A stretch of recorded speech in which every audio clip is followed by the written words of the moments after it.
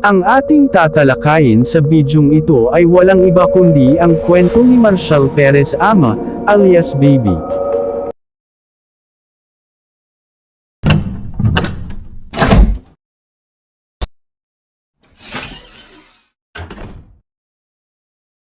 At kung bago pa kayo sa channel na ito, mag-subscribe at i-click ang notification bell para updated kayo sa mga susunod na bidyong i-upload ko.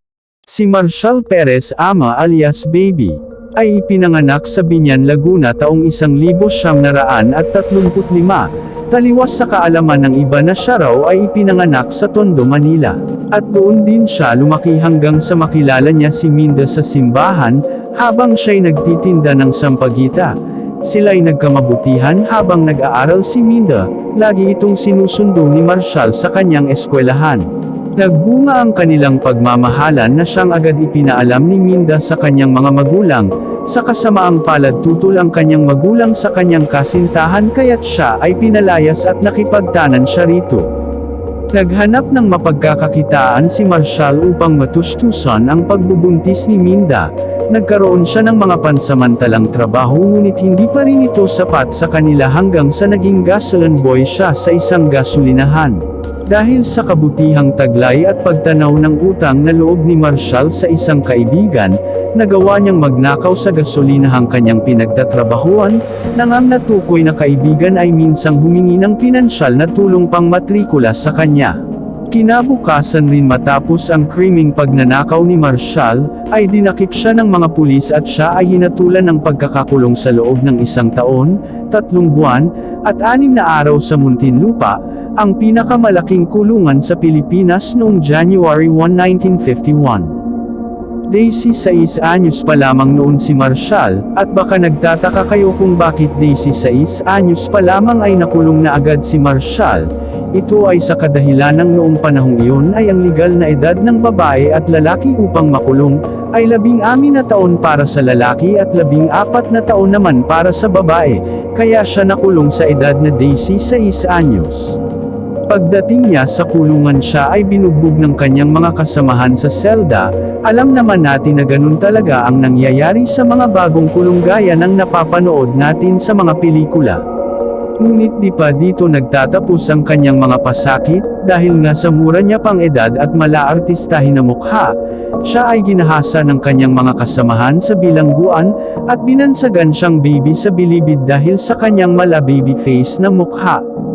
Lagi siyang dinadalaw ni Minda kahit ito ay nagdadalang tao na ng mga panahong iyon, para na rin maibsan ang lungkot na nararamdaman ni Marshall, at ang pinakamasakit na nangyari dito ay noong minsang dalawin niya si Baby upang ipaalam ang kalagayan ng kanyang ina, ay pinagbalakan si Minda ng masama ng isang gwardya sa bilibid. Sinabi nito na bawal dalawin ni Minda ang kanyang asawa ng araw na iyon dahil ibinartuli na si Baby. Sa mga di nakakaalam ng Bartolina, dito nga pala dinadala yung mga bilanggo na may ginawang gulo. Sinabihan ng gwardya si Minda na bumalik na lang kinabukasan ngunit ani ni Minda mahalaga ang kanyang sasabihin, kaya naman nagpresenta ang gwardya kay Minda na sa kanila na lang ito magpalipas ng gabi, tutal ay kasama rin umano nito ang kanyang kapatid na babae at ina. Kinagabihan nakarating na sila Minda sa bahay ng gwardya, at agad itong nagpahinga ngunit lingid sa kanyang kaalaman may masama pala itong binabalak sa kanya, at siya ay ginahasa ng gwardya. Umuwing tuliro si Minda habang naglalakad sa kalsada, siya ay sumakay sa bus at habang umaandar ang bus, siya ay tumalon at ito ang naging dahilan ng kanyang pagkamatay. Agad itong binalita ng kanyang kaibigan kay Baby, at sumabog ang emosyon niya sa galit nang mabalitaan ang nangyari sa kanyang asawa. Ito ang dahilan kung paano isinilang ang isang baby ama sa bilibid. Pinatay ni Baby Ama ang gwardyang gumahasa sa asawa niya, at pinatay niya rin ang mga gumahasa sa kanya. Mas lalong nakilala si Baby Ama dahil sa kabila ng murang edad nito, ay tila isa na siyang hitman sa bilibid. Kalaunan na pagpasyahan ng mga kakoso niya na siya ay gawing leader ng Sige Sige Gang. Ang totoo ay hindi talaga siya ang naging leader ng Sige Sige Gang, dahil naging isang miyembro lang siya nito at ang tunay na leader nito ay si Antonio Marcos taliwas sa kaalaman ng iba na si Baby Ama. Dahil nga sumikat na ang pangalan ni Baby Ama, ay may nakaaway silang grupo at ang grupong ito ay ang Akso Gang, kung saan ang kalaban niya ay si Primitivo Ala alias Ebok, leader ng Akso Gang. Sa kadahilanang may kanya-kanya silang prinsipyo at paniniwala, ang dalawang gang ay nagkaroon ng riot sa Bilibid.